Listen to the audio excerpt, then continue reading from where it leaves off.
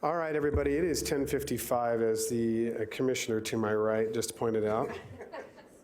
We apologize for the delay this morning of starting the county commission meeting, but we had a pretty robust fire discussion this morning, so I appreciate it and thank you for all your patience. So we'll call the meeting to order for the regular board meeting of the county commissioners. It is for January 21st, 2020.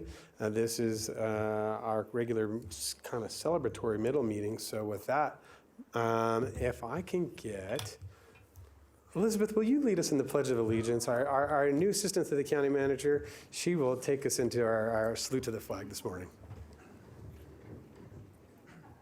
No, good. All right, let's go. Pledge Allegiance to the flag of the United States of America and to the republic for which it stands, one nation, under God, indivisible, with liberty and justice for all. Thank you, ma'am. Appreciate it. All right. Madam Clerk, can I get a roll call, please? Yes, sir. Bob Lucy, Chair. Here. Marcia Burke-Bigler, Vice Chair. Here. Von Hartung. Still here. Kitty Jung. Present. Jeannie Herman. Here. County Manager Eric Brown. Here. Deputy District Attorney Nate Edwards. Here. And I'm Jan Galasini, Chief Deputy Clerk. Sir, you have a quorum. Thank you, Madam Clerk. All right, Chief. I've been spent the last 2 hours doing that. So, Mr. Manager, I apologize. If you want to be chief today, you can be chief. It's up to you. All right. Mr. Manager, will you take us into item 3, please? Item number 3, employee introductions and human resources. All right, as usual, we'll come down. We'll have everybody come down. We're going to come over here and stage on the side. And if you can come down to the podium, line up, to give us your name and the department you work for, that would be great.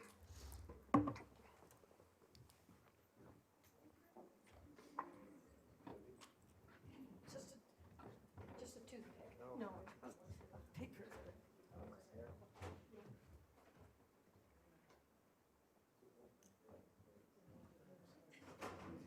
You can go over here. Is that where you want to go?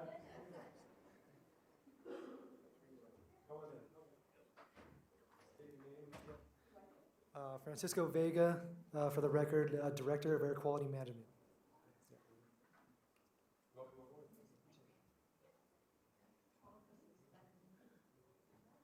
Carissa Hask, Treasurer's Office.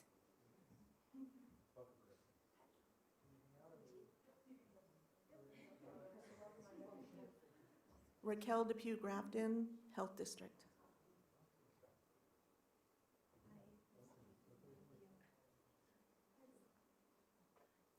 Jessie Latcha, Public Health Emergency Response Coordinator for the Health District.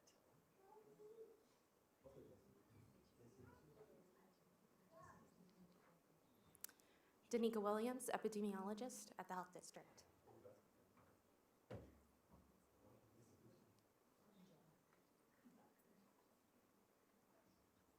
Reggie Greer, Chief Deputy Recorder for the Recorder's Office.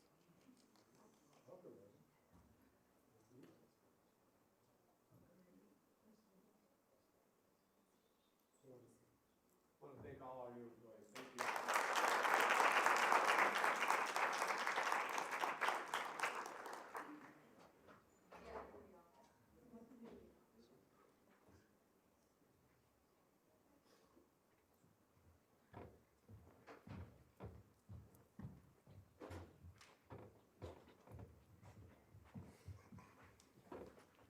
I don't know what anybody says, but that's my favorite point. I always like seeing new faces and seeing our county family continue to grow. So welcome aboard all those that start with us. So, all right, Chief. It's gonna take me all morning. Mr. Manager, will you please, I know, if at 3 I'm out, I guarantee it. All right, Mr. Manager, will you take us into item 4, please? Sure. Item 4 is another great thing on the agenda today, certificates honoring the following Washoe County employees who have completed essential employee development courses by Human Resources. And I'm going to go down and welcome them, and Elizabeth is going to actually hand out the certificates. Great. If you'll bear with me for a second. All right, no problem.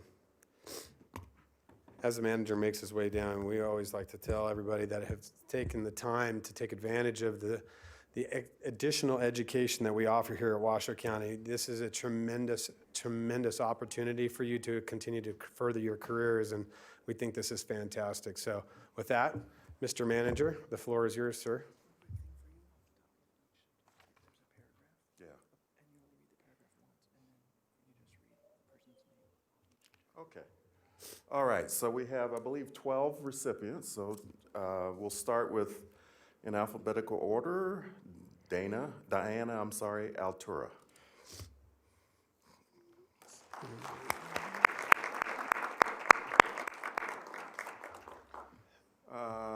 So Diana earned the Essentials of High-Performing Teams, Essentials of Personal Effectiveness, and Essentials of Support Staff. Congratulations. All right. Okay, so the second one is a familiar name, Alicia Burkbigler.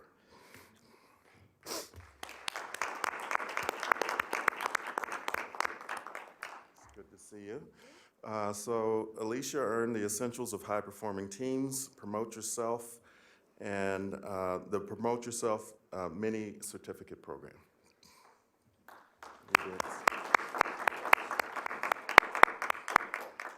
So our next recipient is Bridiana Shides. Did I get your name right, Bridiana? Thank you. Congratulations.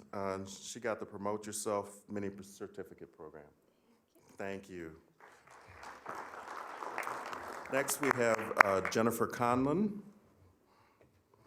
Jennifer? Okay. Jennifer, how are you?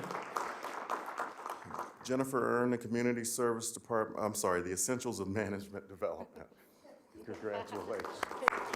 All right. Next, we have Nicholas Flory.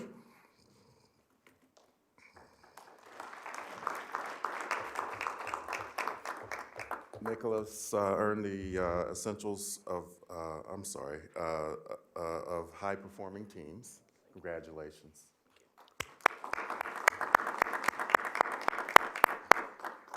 Fauna Gregory. Yeah, she got a fan club, okay. Fauna, Essentials of High-Performing Teams, Essentials of Personal Effectiveness, and Promote Yourself Mini Certificate Programs. Boy, you've been busy. Next is Jean Coster.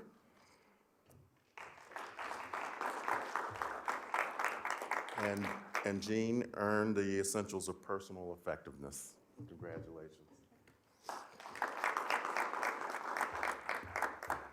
Okay, Emily Ladossiere.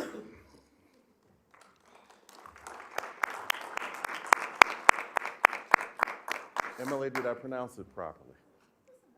Okay. Emily is earned the Essentials of Support Staff and Essentials of Management Development. Congratulations. Thank you. Next is Andrea Lee.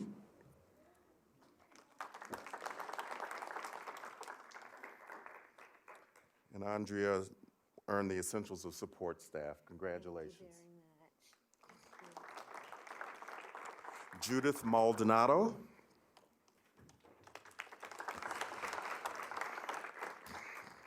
Judith earned the Essentials of High-Performing Teams, the Essentials of Personal Effectiveness, and the Essentials of Support Staff. Congratulations. We have Stephanie Martell.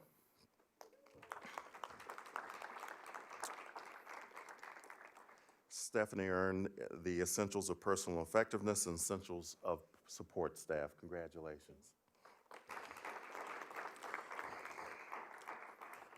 And then Samantha Wolcott.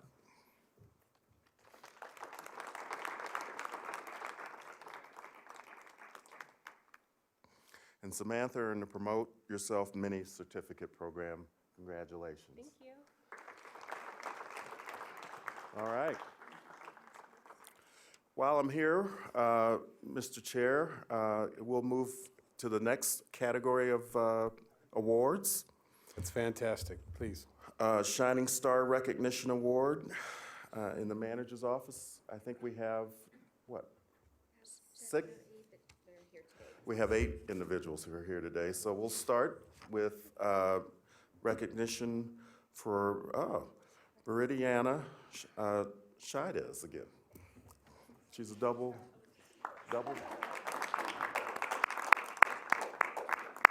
Congratulations. All right. Next is Asta Dominguez. Hi, Asta. Congratulations. Thank you. Trish Dyer. Trish here? Oh, no Trish today. Okay. Adela Fields. All right. Donnie Gassaway. Donnie. Oh, Donnie. She's got to come off the dais. You didn't tell me you were getting up. Congratulations. All right. Heidi, oh boy, Middlestat. Heidi, did I say that correctly? Thank you. Well, congratulations. And Sonia Smith. Sonia? Okay, no Sonia today. All right. Mr. Chair, that concludes the awards for this morning. Thank you, Mr. Manager. I appreciate that. And we want to thank, once again, thank all those individuals who received the Shining Star recognition from your departments. That's terrific. And Commissioner Jones. Thank you, Mr. Chairman. Kathy Maestas is here in the building, and the only reason why I know that is because I'm meeting with her tomorrow. And she's listed on here, so I think we probably got false flags that she wouldn't be able to make it. So, Ms. Maestas, thanks for your hard work and dedication, and I'm sure Mr. Brown will be getting you your certificate. Thank you. Anybody else? Yeah, is there anybody that we missed this morning? Okay, we missed a few then. And Mr. Lupin, Jonathan, well, thank you. And who else did we miss? And Mr. Andy Brown, thank you, Mr. Brown. All right, well, we will make sure that we get those recognitions to you as soon as possible. Thank you so much for coming today. All right, Mr. Manager, with the conclusion of our awards this morning and getting our staff back to their places, we will move on to item 6. Item 6 is public comment.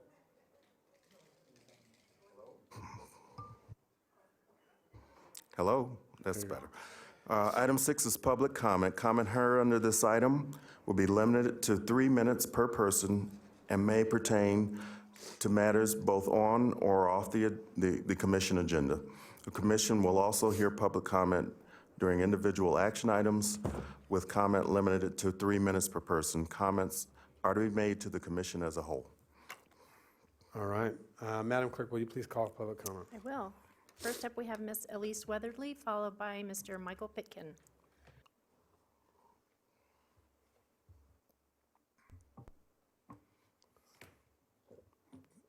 Welcome. Good morning. Elise Weatherly, Washoe County resident. I know you were looking for new faces, and I have been trying to find one, but I still have the same old one.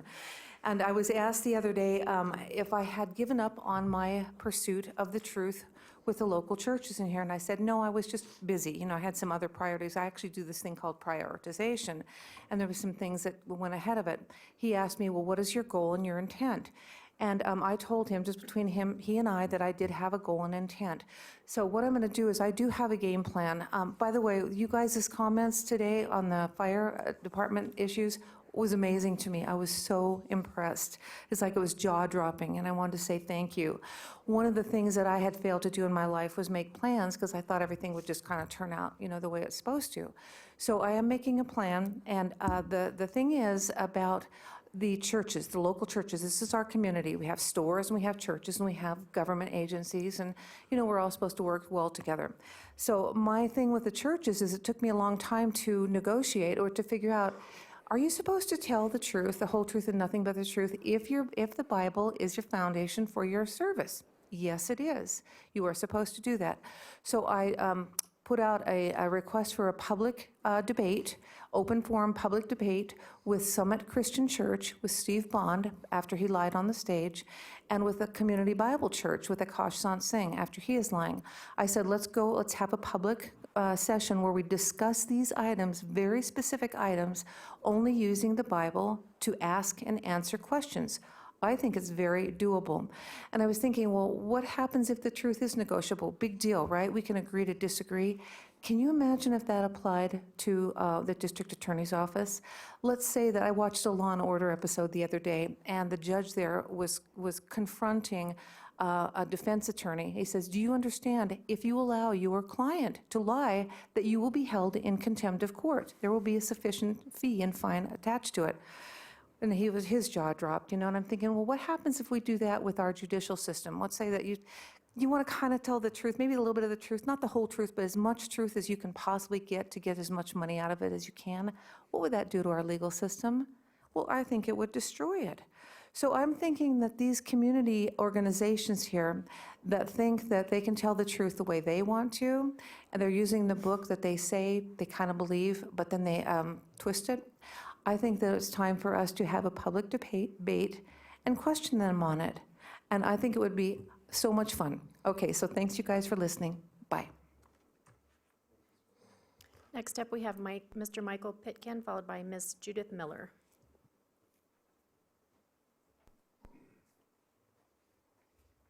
Welcome, Mr. Pitkin. My name is Michael Pitkin. The man who warns you means you no harm. My sister Deb was a policewoman. She married Jim, who was sheriff of LA County. In 1980, Deb and Jim moved to Hidden Valley, and in his retirement, Jim worked at UNR Police Services. Jim's sons, Tom and Andy, are California Highway Patrol. I have law enforcement history in my family. I do have perspective. It is my understanding that right now, other jurisdictions are experiencing and using 100% of their public safety budgets going towards retirement. As more and more baby boomers head into senior years, these retirements are going to hit every budget. There is going to come a time you probably will not be able to afford to arrest and incarcerate individuals who use street drugs. Today, I ask you to give me one building in Reno. Perhaps do a Department of Defense study on those who use street drugs. Establish a harm reduction program, perhaps modeled after the Senior Citizen Advisory Council senior care programs. Critics say they are not going to support suicide. I disagree. They said the exact same thing in 1970 about wacky tobacco. I would like to see a housing program where practicing addicts meet once a month with a social worker or nurse. They start with a survey, and after a year, take another survey and discover in that time what helps and what doesn't help in keeping a person housed and developing better self-care.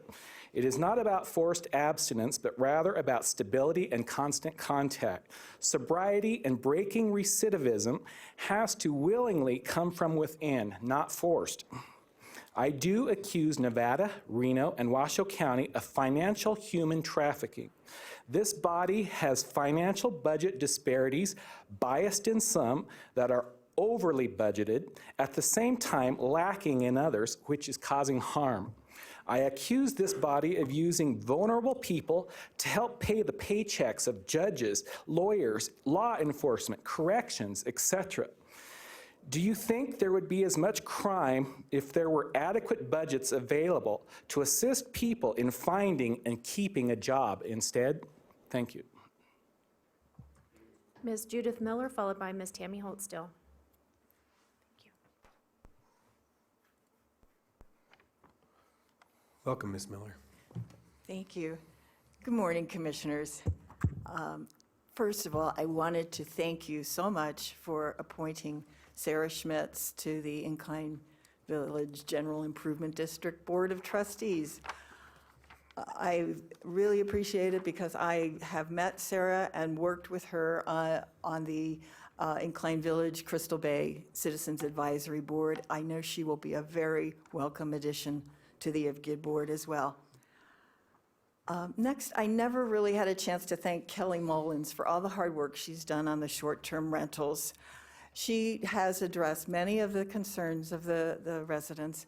However, the one concern that I brought up at the very early meetings that were put on for the stakeholders was that we have an overabundance of short-term rentals. And I know this is not a topic that you wanted to speak about for many years, and in those 5 years or more that this topic was sort of lurking, the number of short-term rentals is almost 1,000. It's probably a lot more than that once we get some accurate numbers. And if you look at it and you think about the community, having 1,000 or more short-term rentals in a place with only, I think it's 7,800 dwelling units, that's a lot of units. That's a lot of extra population. And I also went to the Planning Commission meeting earlier this month. Unfortunately, as Marcia knows, District 1 was not represented because of the moving of the one commissioner from the district where the greatest number of short-term rentals, nearly all of them actually, are occurring right now. So I don't feel that we were adequately represented, and this particular issue of having just no limitations whatsoever hardly even came into the focus. And the one phrase that I really regret being deleted from the development code is the part about residential uses being primarily or wholly non-transient. You want to just take that out of the code, and that's really what defined a community, what defined residential use. It wasn't supposed to be there for people that come in for a couple of days. So I'm hoping you'll maintain that language and just further define what those limits are. What is going to keep us a community as opposed to just a bunch of hotels? So anyway, that's all I have on the open public comment. I do have one other item, and again, thank you for appointing Sarah Schmitz. Thank you, Ms. Miller. Ms. Tammy Holtstill.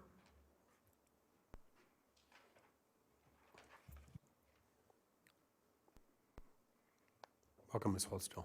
Morning again. Tammy Holtstill, Lemon Valley Swan Lake Recovery Committee for the record. One of the things that I needed to address is the fact that I've heard under rumors about the lands bill again and the support of it, and I've heard some good things about it, and I've heard a lot of bad things about it. And the bad things are all from Washoe County, which has to deal with the board that is before me. And looking at getting a whole bunch of land out in the middle of nowhere that you're going to try and do a whole bunch of development on, and you don't have the infrastructure again. We're back to that, and I'm going to stay with that as my plan. Look at the North Valleys. You didn't plan properly for that. You want to put almost 2,000 homes in the middle of a mountain, and you don't have the infrastructure for it. Hello. Isn't that your responsibility and the developer's responsibility? It's not the individual people that are already there. It's a responsibility. They want to develop. They need to work with you. They need to help you get everything in place. And the responsibility of that relies on the developer and the selling of those homes to the people that move in there.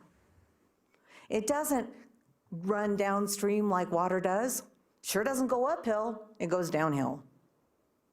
And it goes back to everything you pump in to service those developments has to be pumped out. It's a closed basin. You can't keep pumping in 8,000 acre-feet or more of water into a closed basin and think that it's not going to flood people. Sorry, folks. Common sense. I don't think there's any on this board. I haven't seen it. I just see bullying, ignoring, and all kinds of other things. But work is not being done out there to fix the situation. And it has been over 3 years. 3 years since the original flooding, and the water is still there. Mr. Solaro told you it'd be gone in one summer. Did it go? No. Do we have a big winter? No, I've proven that. Numbers are there. The information's there. Even though I don't sit on the boards that are at the tables, I can still find the numbers. And I've proven it wrong time and time again. Now you guys need to step up and start doing the right thing. Thank you. Thank you, Ms. Holtzstone. There's nobody else signed in, but I did receive email correspondence from Anne Marie Grant that will be placed on the file. Thank you, Madam Clerk. All right, so we will close public comment and we'll bring it back to the board. We are on to item 7. This is Commissioners and County Managers' announcements. Mr. Manager, do you have anything this morning to share? I have none this morning. All right. Any of the commissioners? Commissioner Jung? Sorry. Thank you, Mr. Chairman. Just a couple of announcements. We were approached last week in public comment by Mr. Sievert, Mr. Jim Sievert, who is the creator and maintenance provider of the biggest little bike park, which is in Sun Valley. I jumped the gun. I knew he wasn't in my district, but I thought the bike park was the bike park that's by the community center, which is in my district, which is overseen by the GID. It's not the same thing. It's out behind where the elementary school is there at the top of Chocolate? I can't remember. It's Commissioner Herman's district, so I had to walk across the, nope, it's not by Highland Ranch. I had to walk all this information over to Ms. Herman and beg her forgiveness because this is her district, her project, but we decided we'll work on it together, so I wanted to just give the board an appraisal that we're meeting with staff and figuring out how to move that forward and what the concerns are of the creators as well as the professional staff. And then the only other announcement I have is I sat along with Commissioner Herman and our respective partners and the county manager and his spouse for the Martin Luther King Jr. annual event last night. It was well attended and quite fancy, actually. That's grown in considerably than the 12 years I've been going, and I was proud to represent the county there.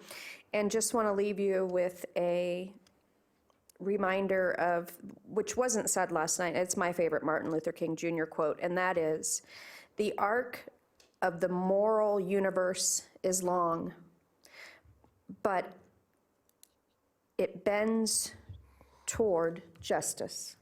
So it's a long arc, but it eventually gets to justice. And I think Dr. Martin Luther King Jr. certainly demonstrated that throughout that faith in his life, and that's a direct quote for him. So I was proud to represent you there. As you know, we print their programs, communications does that, and we are a partner with that, as well as with our vice chairwoman's alma mater, our school that we've adopted. So we have deep roots here in this community and right here at this campus of how much we support that community and the people that are social justice advocates. And then finally, tonight, I'm happy to announce that the Sun Valley Citizens Advisory Board meeting will be taking place at 6 p.m. at the community center. And if you are like me, and I was like, is that the blue building or is that the one by the pool? It's the one by the pool. It's not the blue building. It's the Sun Valley Community Center where we have the senior congregate meals and bingo, et cetera, our Veterans Day, pancake breakfast, all of those things. So I'm sure we'll have a good crowd there, and Commissioner Herman tells me she'll be there as well. So we're excited for this inaugural, first of the year, to meet with this CAB. And Commissioner Herman and I have made it a goal for ours that because we fought so hard to get these cabs, and we know they're hard to staff. Guys, I used to do that when I worked at the City of Reno, was the Neighborhood Advisory Board meetings. They're hard, they're difficult. But we really want to start encouraging all of the elected department heads and the sheriff and the DA to attend so that the community can talk to these electeds firsthand and perhaps have that Citizen Advisory Board make recommendations to us should they come to us. Should it have to be accelerated further? And really use that cab as a grassroots. And Commissioner Hartung, he could speak at length of that too, how important that grassroots is. That's where he sort of got his start. He was on his cab for a decade. You had dark hair. Exactly, longer than a decade. So she and I are really going to do that heavy lift together up there, because we know that our citizens in Sun Valley felt like they don't have a voice. And if they feel like it, I can't argue with them and say, yes, you do, yes, you do. We have to demonstrate that they do have a voice, right? So thank you, Mr. Chairman. That's what's going on in my world. Great, thank you, Commissioner Chung. Madam Vice Chair. Thank you, Mr. Chair. Mr. Manager, I received a couple of emails that included some clippings, news clippings from the Nevada Independent talking about the criminal justice system report, which shows that Washoe County and Clark County also, it's not just Washoe County, but Washoe County and Clark County's courts are their family courts are overcrowded, and the facilities are overcrowded, the work is overcrowded, and I wonder if we could get someone from either Jackie or maybe the chief judge to come in and really give us a breakdown on what are they proposing to do, what is the whole issue, and where are they proposing to go with this. Because I think this family court is so important to us with all of the things that are going on, and I really would like to know where that's going to go. So if we could get that on the agenda at some time in the not too distant future, I'd appreciate it. And then additionally, I walked in the Women's March on Saturday, and it was well attended. I had a table in the big conference room, and it was really well attended. A very interesting crowd of people, and I'm guessing there were 300, maybe 350 people in the march. So it was good. We started out at the Believe sign and marched down to the event center in downtown Reno on 4th Street. And so it was very interesting and a nice crowd of people. So I was very happy to be there. I also want to address the issue of the cab and Incline Village's cab. I know that we still have on our books that cabs are really supposed to be looking at planning issues mainly. And for Incline Village, because there's not a great deal of growth going on in Incline Village, I also would like to open my Incline Village cab up to just general issues like parking and traffic and those kinds of issues, and having the sheriff and the fire chief from the community up there, and other issues that are really important to my community, because otherwise they don't really have a voice about what's going on. They don't have enough planning issues up there to even hold a meeting really more than once a year, if it's even that. So I would like to see our quarterly meetings broadened to include other issues. So if we could work on that, along with, it sounds like the Sun Valley group, the commissioners for Sun Valley want that same type of thing, and I would really like to have that for my commission also. And that's what I have. Thank you, Mr. Chair. All right. Thank you, Madam Vice Chair. Commissioner Hartung. Thank you, Mr. Chairman.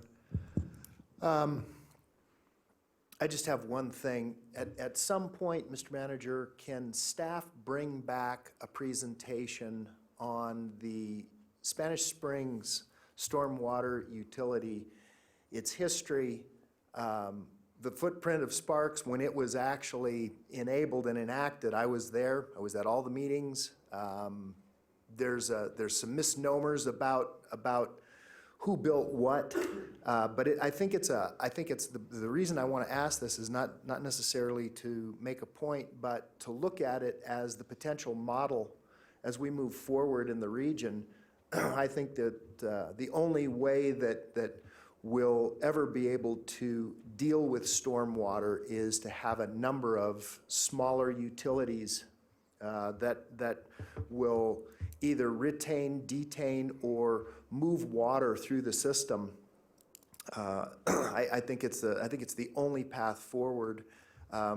Many people don't believe this, but I remember 33 years ago moving to Spanish Springs, and the flooding was greater then than it is today with the stormwater utility with, I don't know how many more thousands and thousands of people in the valley. So even though people still say, well, gee, it's still flooding, well, there are events that do breach the system. There's no question of that. But I remember where Eagle Canyon is now, having 5 and 6 feet of water across the road, and you could not ford that. And I remember Pyramid Highway being washed out. So I think it's just time to have that conversation about what a stormwater utility looks like, how it's funded, how we go about this, the role that our developmental partners will play in building even some of the off-site needs. So I think it's just an important conversation. Thank you. Thank you, Mr. Chairman. Thank you, Commissioner Hartung. Commissioner Herman, I have you signed in next. All right, thank you, Chair. About caps. They're all kind of in the same boat because we put the same rules on everybody. And so if we make a change, I believe it should be for all the caps in a fair state. Okay, thank you. Thank you, Commissioner Herman. You know, seeing no one else signed in, but what I'd like to add is that, you know, I agree with the cab issues. I think when we initially made those adjustments, I'd like to see that we bring back those items, because I think I'm feeling the same sentiment from my constituents, that they would like to see a little bit more of an ability to share in the discussion early on, whether it's development or just general issues as it pertains to the region or their area. And kind of off of what Commissioner Hartung just said, each area is very different and very dynamic in its needs and the way and the individuals and the demographics that live there. So I think we need to really revisit that, Mr. Manager, and have a really robust discussion about what does each commission district need, what each cab needs, you know, how complex does that need to be, how often does that need to meet, and because it is very dynamically different. Some are going to be more development focused, where others may not, as Commissioner Birkbigler or Madam Vice Chair pointed out, and I think those are discussions. The report that Commissioner Birkbigler is pointing out is the NCJ-FCJ report. I'd love to see that. You know, our old Assistant County Manager, Joy O'Donnell Hastings, is now the CEO of that organization. I'd love to have her come present that to us. I've read that report. It shows how efficiently the family court and district court have been doing with the lack of staff that they've had. And one of the other things that we need to add is that the family court got an additional judge this last legislative session, which is open for election this election period. So that judge will be seated in November. And once again, that's another judge, an entire family court department that is going to need staff and ability to do so.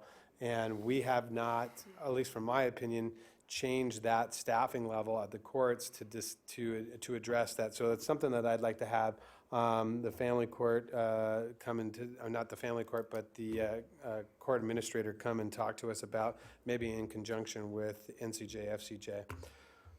One other thing I want to point out too is last week we had, from our CVA standpoint in the city of Reno, we had the National Bowling Stadium reopened. The city of Reno completed the renovations of that, and Wednesday they had the ribbon cutting, and when that was open to the general public, we're very excited that this year we're going to welcome back the U.S. Bowling Congress to the biggest little city for their one of their annual events with us.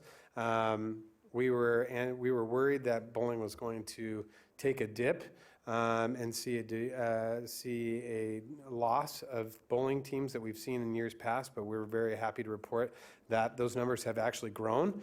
And so we're going to see a lot of teams this year and a lot of people. That represents roughly about 100,000 room nights here to our local economy. So not just room tax but the local restaurants and shops and individuals, because those individuals usually come and stay for a week or more at a time, that pump into our economy. It's a very wonderful event and very helpful for our community. And I'd like to point out that a lot of the things that were paid for downtown and initiated downtown were because of the U.S. Bowling Congress years and years ago. And there's a lot of reason that we have some of the economic drive and development is because of that Bowling Congress. So I want to thank those individuals. And then another discussion I want to have is I want to thank Washoe County and this board for putting their support behind the Business Improvement District in the downtown Reno area.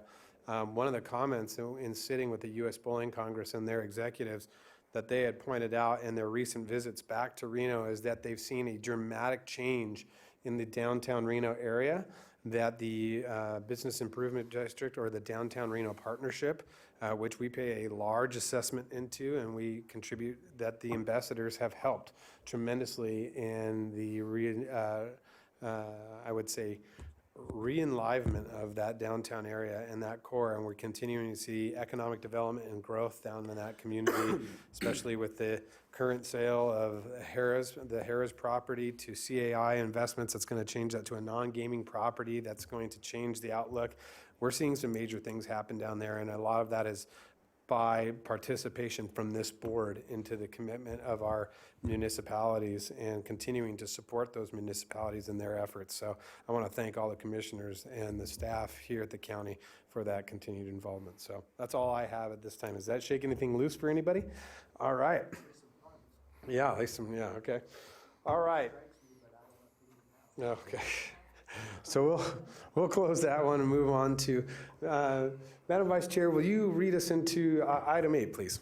Thank you, Mr. Chair. I certainly will. Item 8 is our donations, and I need to put my glasses on, and then I can read this.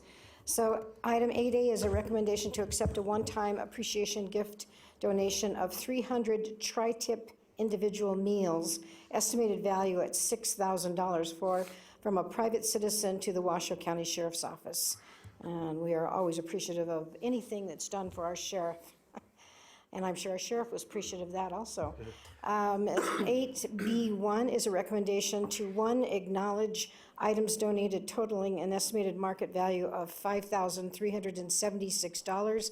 2, accept donations to Washoe County Human Service Agency to support child welfare activities in the amount of $34,018.50 retroactive to the period November 1, 2019 through December 20th, 2019, and direct the Comptroller's Office to make the necessary budget adjustments. And we are always also appreciative of support for our Human Services Agency.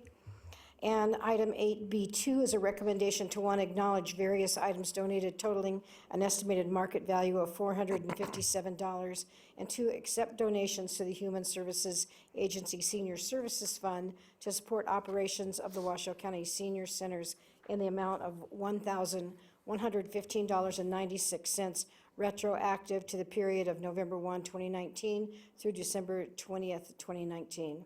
And again, we are so appreciative of all the support by our citizens here in the community for our various senior projects and our social services projects, and as well as to our sheriff. So thank you, everybody. Madam Vice Chair. That is put in the form of a motion. Thank you. I have a motion from Madam Vice Chair, a second from Commissioner Jung. All those is there any public comment, Madam Clerk? All right, seeing no public comment. I have a motion on the floor. All those in favor signify by saying aye. Aye. Aye. All those opposed, please annotate your votes on the tablet. Motion carries unanimously. Thank you very much. All right. We are on to our consent agenda. Item 9. Mr. Manager. Item 9 on the consent agenda is a recommendation to approve a Commission District Special Fund disbursement in the amount of $11,200 for fiscal year 2019-2020. District 1 Commissioner Marcia Burke-Bigler recommends an $11,200 grant to the Incline Village General Improvement District to purchase animal resistant trash and recycle containers along Lakeshore Boulevard. Approval resolution necessary for the same, and direct the Comptroller's Office to make the necessary disbursement of funds through the Manager's Office. Great. always like to see when we utilize our commissioner funds to donate to the local causes, and Commissioner Burke-Bigler has done a phenomenal job supporting Incline Village in her efforts, so I want to point that out. So, looking for a motion. Mr. Commissioner Herton. Thank you, sir. Motion to approve item number 9A. I have a second from Commissioner Jung. Do I have any public comment? Yes, sir, we have Ms. Judith Miller. Thank you. Welcome, Ms. Miller. Thank you. Once again, I wanted to thank you all for this contribution for the bear-proof containers. We do have a tremendous trash problem, and with the influx of visitors in the summer, I'm sure this is going to be appreciated. Thank you. The other really tiny little thing, but it's something I've been dealing with for a while, is the language in this resolution has been copied right off the IVGID's website. IVGID tends to term themselves as quasi-public agencies. And I think if you look up the definition of what a quasi-public agency is, it says it's a corporation that is in the private sector that is supported by the government and public mandate to provide a given service. That is not IVGID. IVGID is quasi-municipal, not quasi-public. And unfortunately, the use of that term is very, very deceptive to the public. They think that IVGID can do anything because it's not really public. Quasi, if you remember your college definitions, means something like. It's something like public. No, not at all. IVGID is public, and even though it likes to think sometimes that it can do anything, it really has to abide by the same NRS statutes that all of us here at Washoe County need to abide by. So maybe too late to change for today, but in the future, and I'm going to work on IVGID. We have a new interim general manager and a wonderful new board. Maybe they will listen and take that little phrase off of their website. I hope so. Thank you for listening. Thank you, Ms. Miller. All right, seeing no further public comment, I do have a motion and a second on the floor. Madam Vice Chair. Yes, we did receive Thank you, Mr. Chair. We did receive an email from, a text from Mr. Dave Solero, who indicated to us that the NRS does define a GID as a quasi-municipal entity. So we do need to, in the future, whenever we're going to do something like this, make sure we change it to a quasi-municipal. And I would thank Ms. Miller for bringing that to our attention. Great, thank you so much. All right, we'll make those adjustments for sure going forward. All right, so I have any further discussion? Seeing no further discussion, I have a motion and second on the floor. All those in favor signify by saying aye. Aye. Aye. All those opposed? Motion carries unanimously. Please affirm your votes. All right, motion carries. All right, so we are on to item 10. Mr. Manager.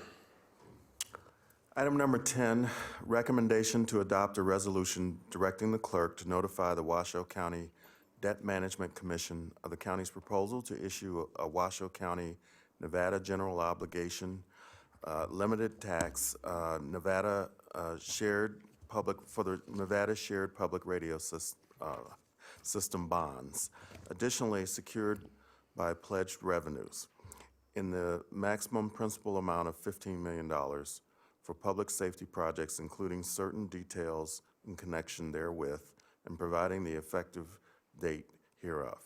Manager's Office. All right. Ms. Valedich, how are you?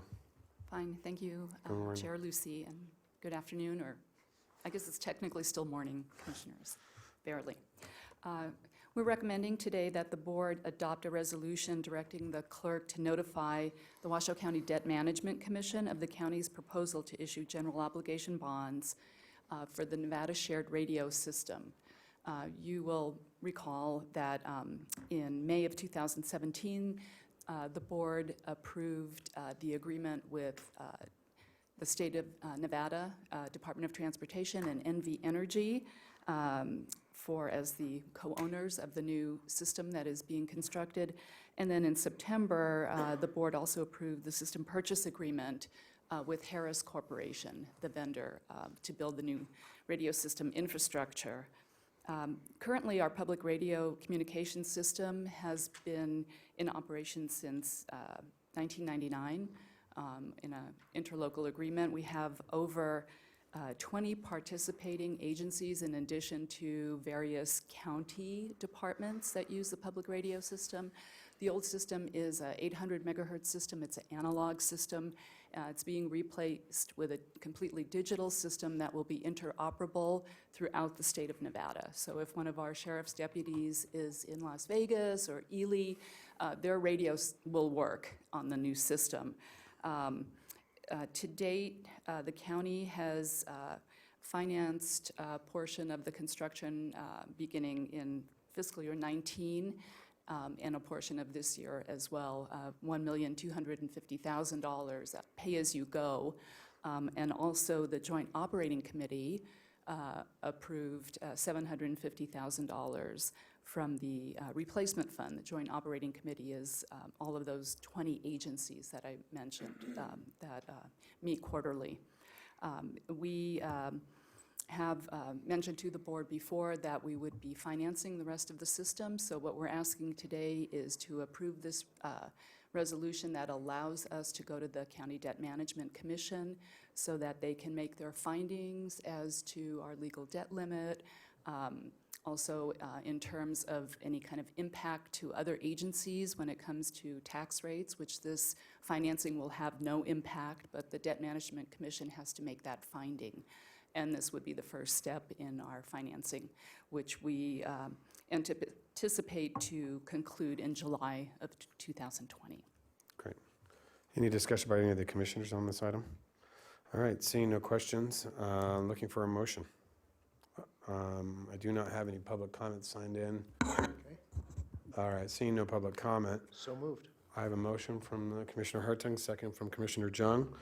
All those in favor of the motion signify by saying aye. Aye. Aye.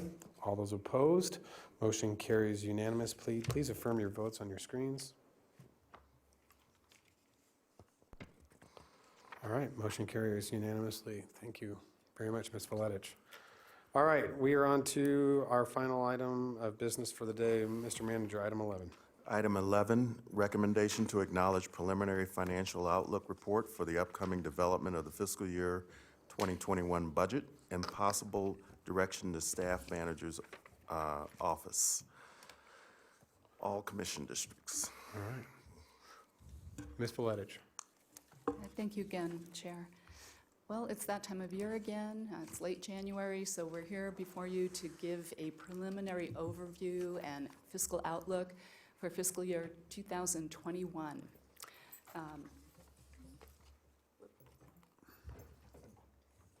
So what we're going to talk to you about today is just briefly a little bit more in depth on the General Fund 2019 financial results. Lori is going to cover mid-year budget review, and then we're going to give a preliminary outlook of what we're seeing for fiscal year 21. And we're handing out your presentation as we speak. Thank you. Okay.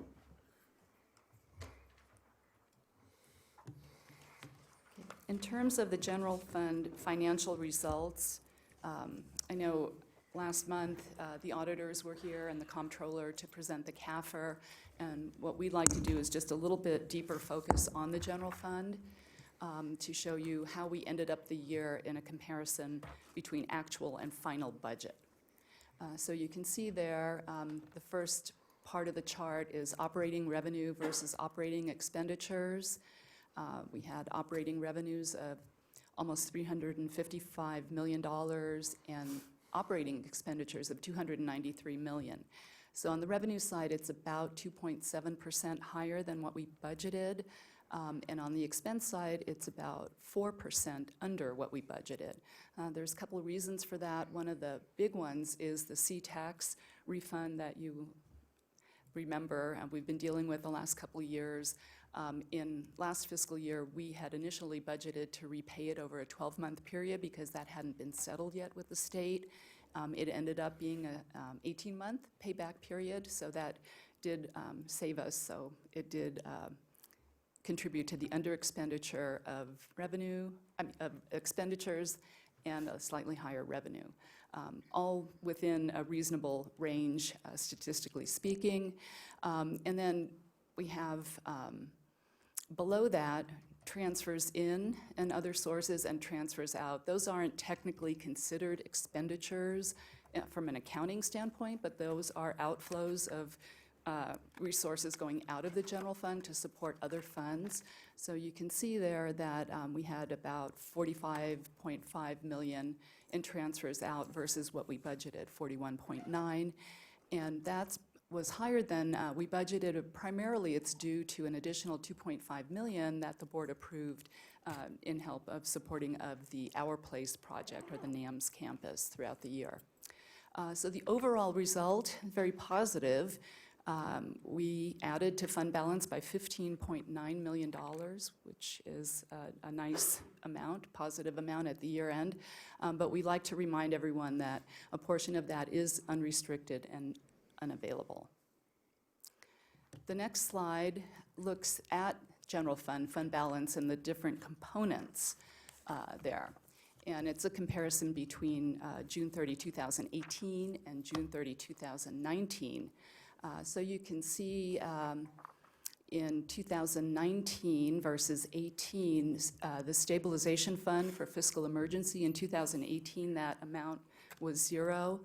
We, as a county, had, and then the board had approved using that fund as part of our response to the flooding disaster recovery that we had in the prior year.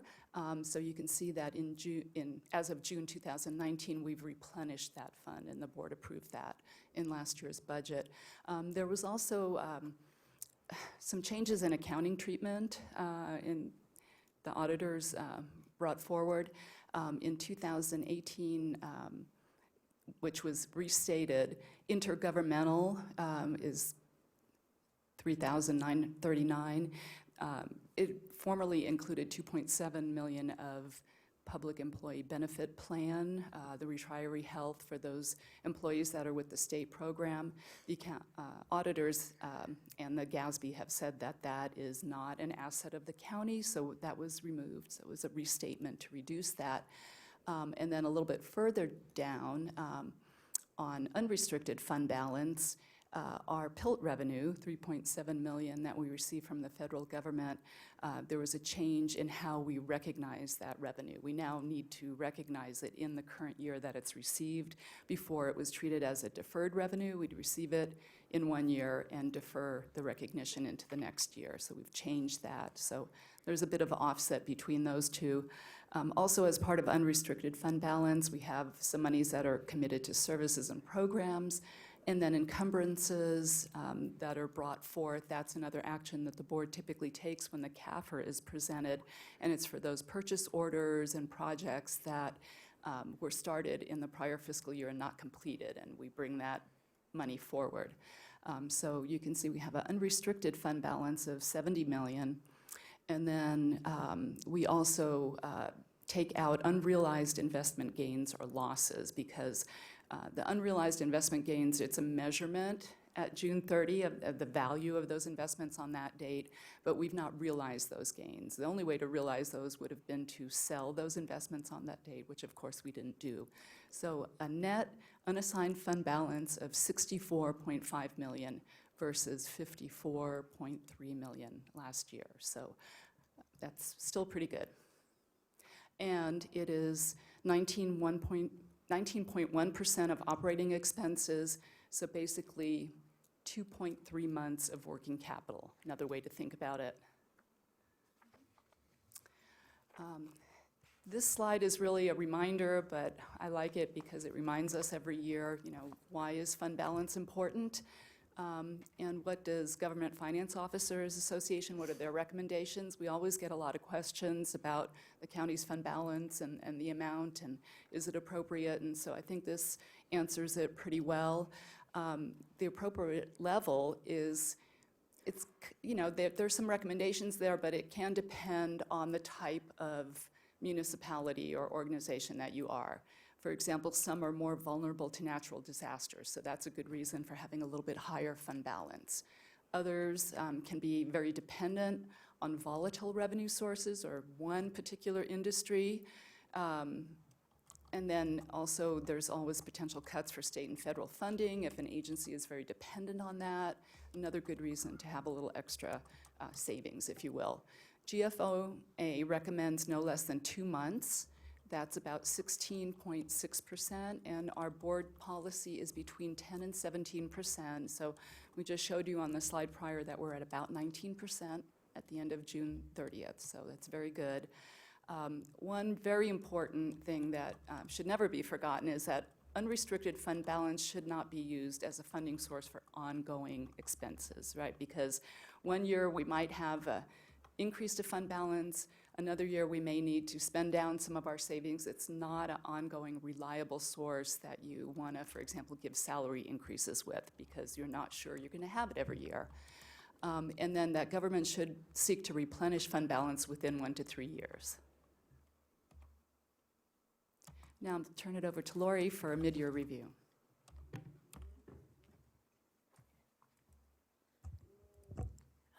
Good almost afternoon. For the record, Lori Cook, Budget Manager, Washoe County. So going into looking at what happened last year, well, where are we this year, what's going on in the current year, 2020, from the perspective of being able to quantify and look at some of our budget.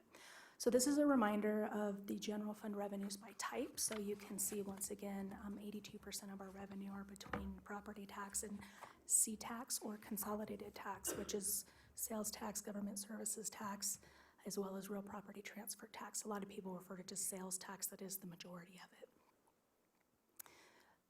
So we have these revenues, we have these sources. Well, what does it support? What does our adopted budget support? Across the general fund, it's 70% salaries and benefits. That is not out of alignment or out of range for a service agency. In fact, it's a little on the lower end, but we'll leave that there. Services and supplies are at 16%. Transfers out are almost or closing in. And just as a reminder, and for members of the public, those transfers out of the general fund support, very important in different various activities, different funds within the county. So that's the Capital Improvement Fund, or CIP. We'll hear the Child Protective Services Fund, transfers to debt service, the Health District, the Indigent Fund, Roads Fund, and Senior Services. And then other things like contingency and other areas for expenditures, and that's 2%. A lot of times we get questions, so what kind of functions are these supporting? Because we do not just departmental and fund budget, but we also budget by function. So public safety is 42% of our general fund budget, and I also like to remind or bring forward that public safety is not just the sheriff's office. It is the largest component at about 81%, but we also have juvenile services, medical examiner, countywide security, public administrator, public guardian. There are a multitude of different departments or offices, elected officials in that. Judicial is next at 20%. General government's at 14%, and your general government will be your county manager's office, assessor, treasurer, human resources, tax services, a lot of those central service departments. Transfers to other funds, as we noted on the previous slide. Culture and recreation within the general fund at 5%, public works at 4%, other are just welfare and some other areas within the general fund, and then contingency at 1%. So where are we? Fun talking about that. Where are we? We're right on plan. There are no red flags. There are no outstanding issues. We're in alignment with last year. We're also in alignment with where we would expect to be at this time during the year. So this is something that we monitor closely to make sure that if there are variances on either side, Last year, as Christine talked about, we ended up a little bit higher in revenue, a little bit lower in expense. If that was the other way around, we'd be having a little bit different conversation right now, but we do our best to catch those early. So with that, looking good so far with what we know and what we quantify and what's been decided, I'll hand it over for our preliminary outlook for '21.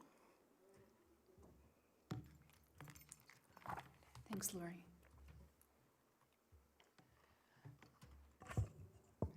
Adjust. So looking at the economic outlook, we've looked at a number of sources, both national and regional, and at this point, we're going with stable with slower growth forecast on the horizon. Nationally, we've had now the longest economic expansion in modern history. I think it's at 125 months, which is really wonderful. See how long we can keep going that way.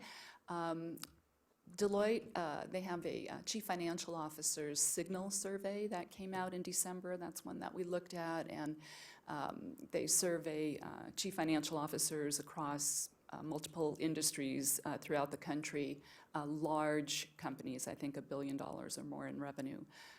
And they're saying good news, only 3% now expect a recession. So last year at this time, there was a higher expectation that we would be going into a recession in 2020. And so only 3% expect that, but 97% say that they expect a slowdown, and that in some of their areas it may have already started a bit. Some of the risks, external risks that they are concerned about, geopolitical, things going around the world, trade issues, and then the 2020 election always is kind of makes things a little weird, right? The other one, we looked at the UCLA Anderson forecast, so they come out in January of every year. They're expecting the economy to grow about 2% annually. They've actually increased that a little bit. And they expect that to continue through 2021. Low interest rates are expected to continue. The Fed has come out and said that they've recently raised the bar on cutting interest rates any further, but they raised it even higher on raising interest rates. So that kind of tells us that we're in this environment where we expect it to be fairly stable. Employment and housing remain strong, but they're expected to plateau. Obviously, we know that that will happen at some point.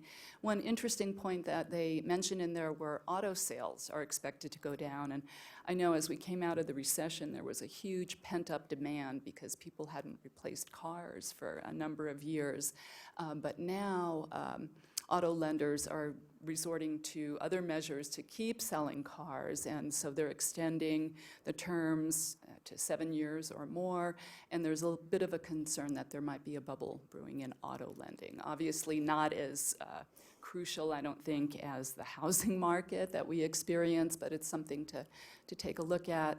And then also we've now reached the $1 trillion mark on annual federal deficits, which we don't really feel that right now, but that is something, as that continues year after year, that can become a drag on the economy. Regionally, we're expected to grow, also at a slower rate, but we're very strong here. Development, residential, commercial, and industrial going strong in the Washoe region, if you will. Unemployment is also very strong. We just looked at the most recent unemployment rate, which is for November 2019. We're at 2.7%. So we know we've got a really strong job market here. And then also looking at some economic indicators from EK Economic Consultants, who they look at the Reno Metropolitan Service Area, December 2019 versus a year ago. The business activity index is up 2.8%. The construction index is down 30%. And this is primarily due to a decline in building permits. Building permits are a leading indicator. So, you know, when somebody pulls a permit, it takes about a year or more to actually get into construction and complete the project. So this, I think, is something that's leading to their forecast of a bit of a slowdown or a plateau coming. And this one is interesting. The Housing Affordability Index is up 3.9%, but it's not due to housing prices. They're continuing to increase. It's really due to the low mortgage rates that we're experiencing. Here's my slide that you probably get tired of, but it's the recession reminder slide, basically looking at revenues versus expenditures. You know, we can never spend more than we take in, so that's the number one takeaway there. And then also just that big dip there showing that it's taken us 10 years basically to recover from the recession in terms of revenue, and that's not even accounting for inflation. Inflation's been pretty low, but it's still been about 2% a year. So it's been a very long recovery. And the slide below is just showing graphically that change in fund balance. That's our actual general fund, unrestricted fund balance over the years. And you can see it goes up, it goes down. But it is an important thing to weather a normal recession. And I think Lori has the next couple slides. So with some of these larger overarching, looking at preliminary information, what are we looking at for 2021 in terms of available resources or what we think is available? This is very similar to last year, so I do like to, there's positive news that the preliminary budget would be balanced with a small amount for contingency and unknown fiscal impacts. So you can see that, you might not be able to see it there's a tiny yellow and a tiny green at the top. That's what we're talking about in terms of available at this point with preliminary projections. We've got the transfers out at 12, services and supplies at 16, and salaries and benefits at 70. That's 98% of our uses. And so we see that small percent. And again, property tax, initially we're looking at it being a little slightly higher as a percentage of total revenue at 50. C-tax at 33, which is 83%, and then other at 17%. So that would be fines and fees, charges for services, miscellaneous. So what's going on with revenues coming in? We see a rate of growth of C-tax slowing. The December distribution, which was October, so 4 months of the year, we're up 8.6% over last year, which is good. Last year at this time for fiscal year 19, we were up 6.6% at this time, and we finished at 5%. So you can see that that increase can go down, it can go up. We've only got 4 months reporting. So we do keep an eye on that. Property tax revenues, we're looking at the residential cap being at 3% again, the general or non-residential cap being somewhere between 3.6 to 4.5. We won't know more about that till February, because taxation will certify that high cap amount and what that is. It's either 2 times CPI, which CPI numbers came out last week, so it's 1.8, that's the 3.6, or the 10-year rolling average of assessed valuation increases.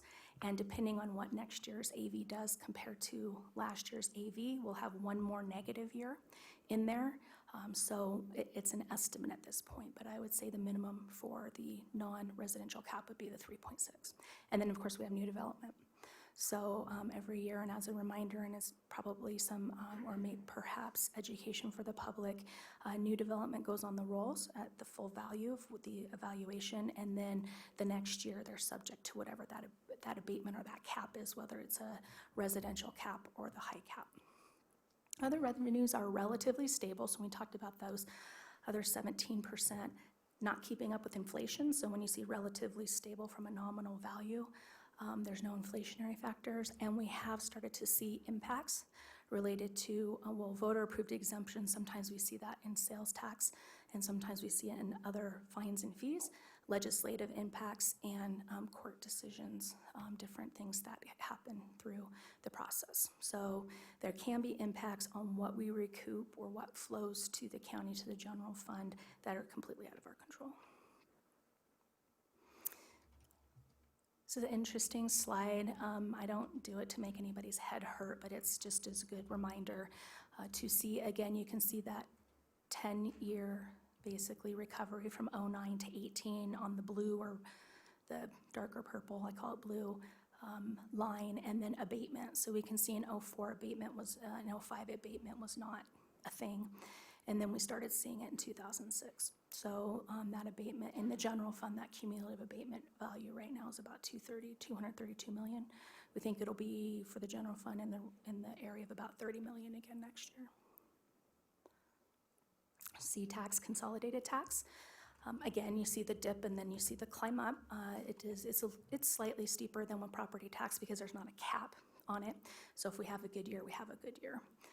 So 21, we're looking at an increase. You might not see it there, but we're looking initially at estimating an increase. Sales tax is 82% of that. Real property transfer tax, is 3%, and GST, or government services tax, the basic government services tax that we get is 15%. So what's in the, what made up those bars? What are those salaries and services and supplies? And back to the other slide. Well, we have COLAs, regular merit increases, associated salaries. So there are special pays or different pay types that if there's a COLA, it applies to pay type as well per hour. That's 5.1 million. And then associated retirement benefits, including, associated retirement benefits, also other employee benefits, health insurance, PERS, and OPEBs, we look at 2.3 million. So that's a 7.4 million increase for personnel starting out next year. And then we have other operational increases where we have requirements, things that we have to do. We're either required by the state to pay, or we have to upgrade, or we have to do things in the next year that we have to take care of just to keep moving. So these are not expansions of services or additional anything. This is just to get our budgets, a preliminary budget, in alignment with what next year's expenses are going to be. So you can see we have detention medical, software maintenance and subscriptions, equipment services. The audit contract will be offset with revenue, but we've accounted for that on the revenue side. And then we just have other, and then in the transfers out, we have the debt service requirement to transfer out. Will go up next year, and then indigent fund, and that's that annual increase that we talked to the board about per NRS within the indigent fund. So the transfer from general fund over to indigent. So that's 11.6 million. So that's kind of off the top, if you will, just to keep us going with what we're doing. And then, as Christine had talked to, from an economic outlook, we can look at top down or bottom up. But there's, national and regional impacts. Is there a slowdown? We don't know. We'll know more as we get more into the process, I think. We have pending litigation. We've had some kind of conversations about it, but the impact to be determined, we don't know what the outcome of that is going to be. We do have some 2019 state legislative impacts, and so we have the requirement for domestic violence jury trials with the justice courts, and we also have non-collectible fees. So there are fees that in the past had gone to the county general fund, and there are 66 different NRS violations that those fees or fines will now go to the state. We have technology, so operating cost impacts from current systems, replacements or upgrades, so not talking about new systems.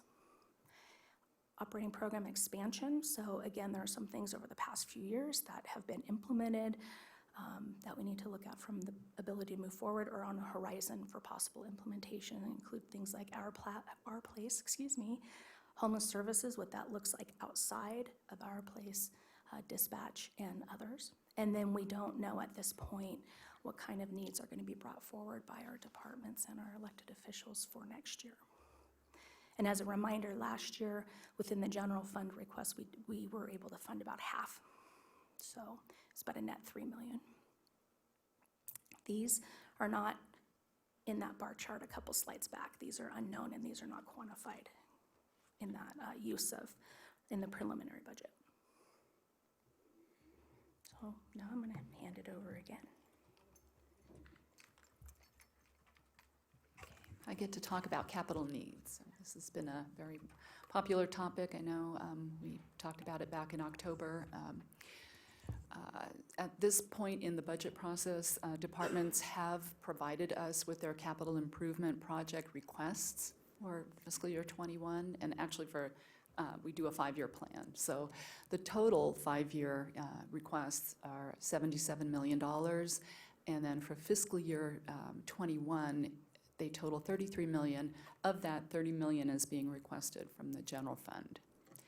And just as a reminder, our current general fund funding level, what we transfer to capital improvements, is about $6.3 million a year. So with that, we'd be able to fund about 21% of the requests that we received.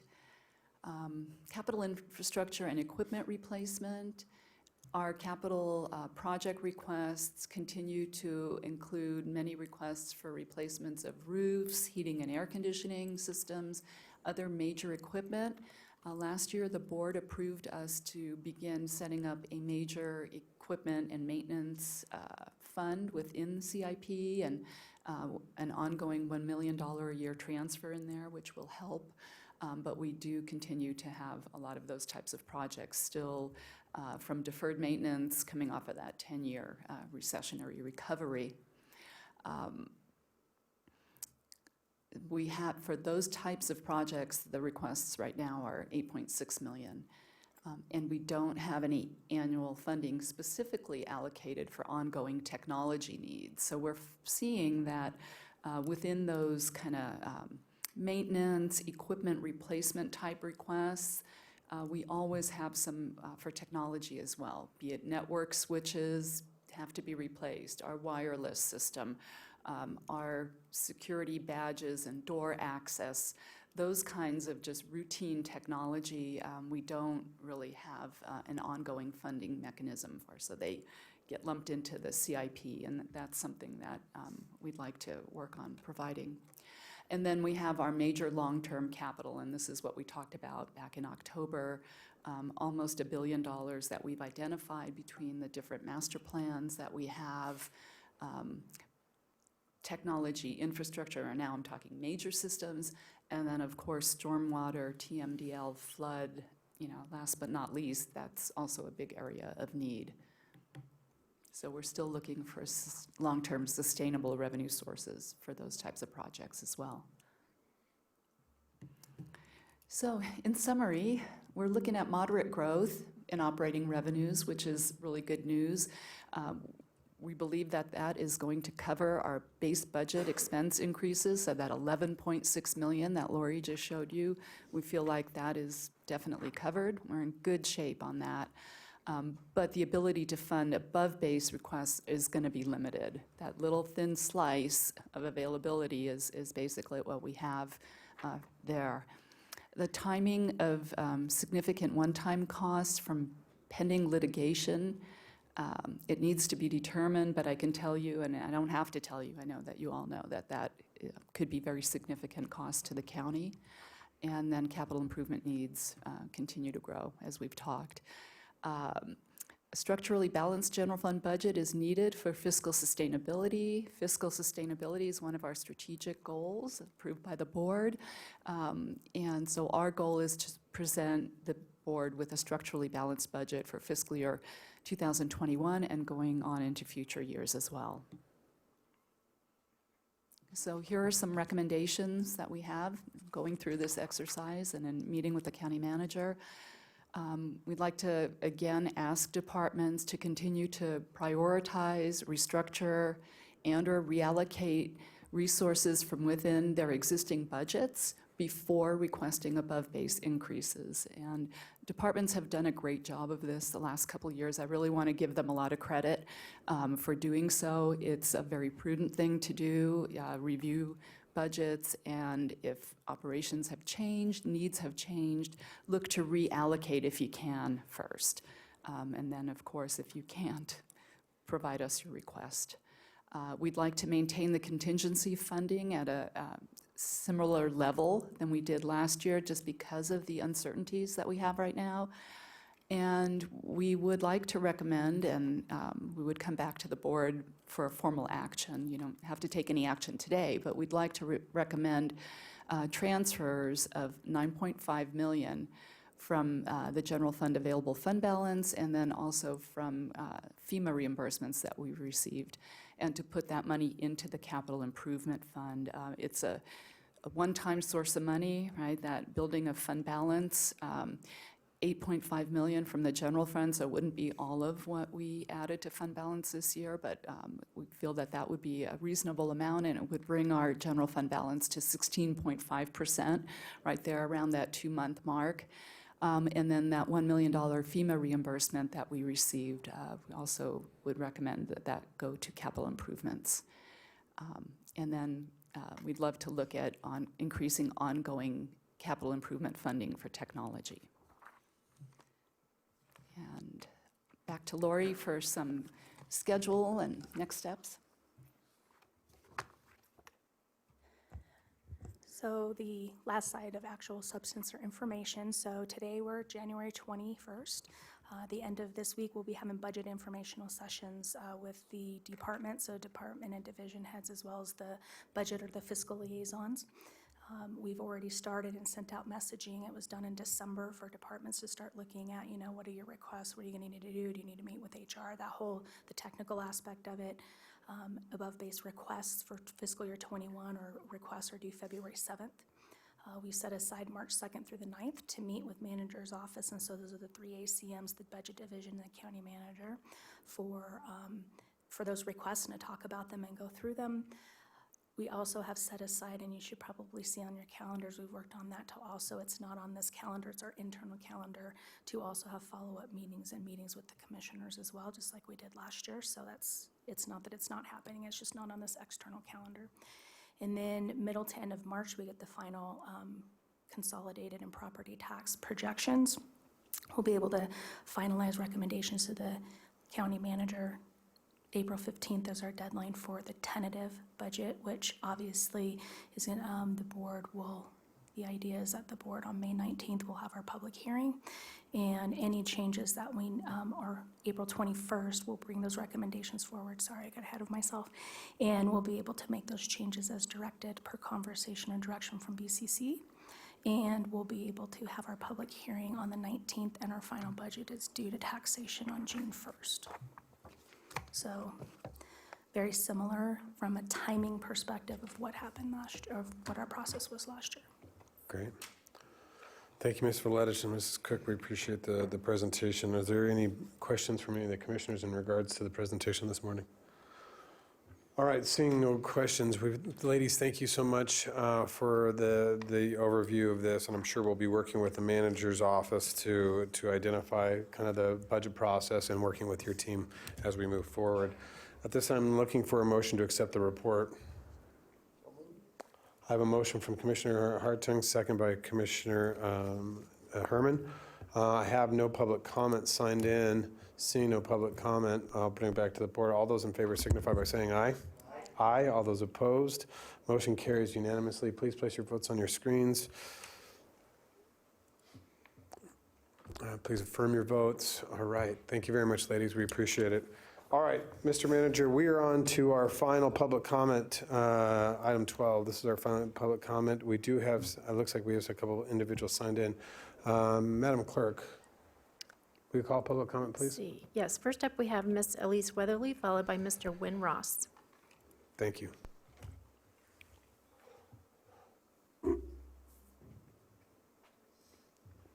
Hi, Elise Weatherly, Washoe County resident. I just want to say, does anybody else go through frustration like I do? It's like you try to get people to listen to you and they just don't seem to do it. Well, I have boiled this down to a game of Clue. So I get little clues and we put things together and we try to figure out what's going on, right? It's kind of fun in a way. So I was watching a show the other day about a detective that was the only one that was losing sleep when trying to figure out who had molested and murdered and raped this 11-year-old girl. Come to find out, it was a family member that did it. So what I noticed about families is that they'll kind of separate, right? There was 2 grandmas involved. One protected the son that had raped and murdered her grandson, and the other one didn't. So I thought, well, that's really an interesting thing. I come here a lot, you guys, and complain. I complain about the churches that, have quasi-truth, and they're okay with that. But I will say thank you to the people that put together the budget, because I have a feeling these people and this system would have caught Paul Orphan before he embezzled millions of dollars. My former classmate, by the way. So what I'm going to do here is I'm just going to have a little list of, I finished my projects, by the way. I am going to finish putting these guys one of the businesses is Excel Christian School on the carpet. Just because you say you're a Christian does not mean you are. If you allow bullying in your school and you don't do anything about it, I'd say, that's not a good school. So good businesses in this community, because this is a community. We have Inspired Amateur Productions. You know this man works with Whitesnake? You know he works with Beach Boys, Dr. Dre, Boys to Men. He works with them, and he allows me to come and do music with him. Isn't that amazing? We have Imirage Sound Lab that has the studio where these people work. They get a gold star. We have Davis Chiropractic, gold star. Mount Rose Pediatrics, Dentistry, gold star. John Childs, Reno Pediatrics, Quest Counseling, GI Consultants. We have Sierra Eye Associates. We have Steve Self, Ameriprise, who's, by the way, is a drummer here with the Carolyn Dolan Band. We have Renown Medical Group. They get a 5-star. My doctor gets a 5-star. They do not get a 5-star in their healing ministry because their healing ministry leader is under DUI and all this other stuff, okay? We have Purple Bean. We have a Google Play Music. We have Banfield. Google Play Music actually has my own music on there. So what I would say is that I have been in this community for a long time. I have a daughter who's a grad student from UNR, but she's homeless. What I would ask this community to do is please stop giving my money away to people who are irresponsible, lawbreakers, and let's just, give it to the people that actually give us some good business. I'll talk about Excel Christian School next week. We'll talk about bullying, and we'll talk about lying. See you then. Bye. Thank you, Ms. Weatherly. Mr. Win Ross.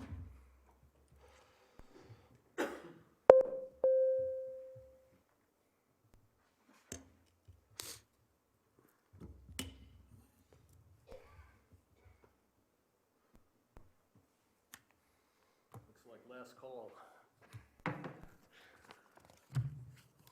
My name is Win Ross. I've been a hydrologist in this area for over 40 years for United States Geological Survey, for Department of Environmental Quality, for Desert Research Institute, and for the last 25 years here at Washoe County. The first 20 years here were great, did good work. It was important work, and I got professional development, and I had reasonable management. But then when TUMWA and Washoe County Department of Water Resources merged about 5 years ago, I found myself working for CSD and for the most dangerously incompetent, unprofessional, and dishonest management I've ever had in my life. And I'm speaking specifically about David Solaro and the Assistant County Manager, and Dwayne Smith. And I'm not being hyperbolic when I say dangerous. I'm talking about putting people's lives at risk and dishonest. By that I mean they're untethered to the truth. Now last week at this podium, Tammy Holstill told how she had her husband access precipitation data from the Stead Airport and use that to try to help explain the flooding at Swan Lake. She's a member of the Lewin Valley Swan Lake Recovery Group. And I think that was a very good thing to do. Made sense to me. And then it occurred to me that the new county manager might not be aware of the basin resource investigations that were ongoing when I hired in 25 years ago.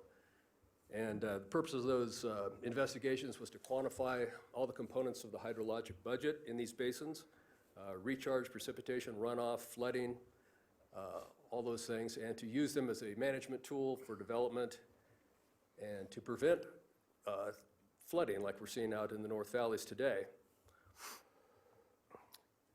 These studies cost the county millions of dollars and thousands of hours of staff time. And all that data was landfilled when we merged with TUMWA. And I tried on many occasions to talk David Solaro into letting me finish up some of these projects, or to at least preserve the data so it would, it could be handed on to the other water resource professionals in the area, but he refused. And I have here, as I'm running out of time, I've got a bunch of requests from USGS, DRI, from the city of Reno requesting those data, and I have to tell them every time it's landfilled. We don't have that data. millions of dollars lost. Thank you, Mr. Ross. I'm going to put this on file up front, so You I would can encourage hand you it to the give it a clerk. look. The clerk will take it from you. All right, seeing no further public comment, we'll close public comment and bring it back to the board. We are on to item 13. This is commissioners and county managers. Mr. Manager, do you have anything at this time? Just before we leave, I'd like to take the opportunity as your new, not so new, but new county manager. I've had the privilege to review or sit in on a lot of reviews of county budget, municipal budgets for counties and cities of various sizes. Since I was selected as the county manager, I've been studying the prior year budgets. I've been working with the team on the presentation you saw today. And I just think that given the tenure of this board, many of you have been around for many years, I just think you ought to be commended for the fiscal discipline that this county has taken, and stewardship, that's one of my favorite words. Vaughn has heard me, commissioners heard me say that before, in how we have undertaken the financial planning for this county. I know it is not perfect. It is never perfect, believe me. But after having a chance to take a look at our situation versus other counties and municipalities, not only in the state, but in the western U.S., it's a good situation. I will also say to you that I've been impressed with the financial team here, Christine and her team, and the job that they do. And I think we're in good hands from that standpoint. You've asked me to come up with an assessment within 6 months of my arrival. I will not do that today, but I will tell you one of the observations is very clearly reflected in their presentation, which is the county has a lot of systems that are coming to end of life, technology systems that are coming to end of life. And we're going to have to figure out how to deal with that in a responsible fashion. I do think there are opportunities for us to operate, in many cases, more efficiently, at lower cost, and provide better services by availing ourselves of the latest generation of technology, but not just to be doing technology. So I want to make those two comments. I'm looking forward to having hopefully individual conversations with each of you over the next couple of weeks, because to the extent that there is any discretionary funding, staff needs a clear sense for which direction you'd like us to go. That's it. Thank you, Mr. Manager. Any comments from any of the commissioners? Seeing none, we are adjourned. Thank you very much, everyone.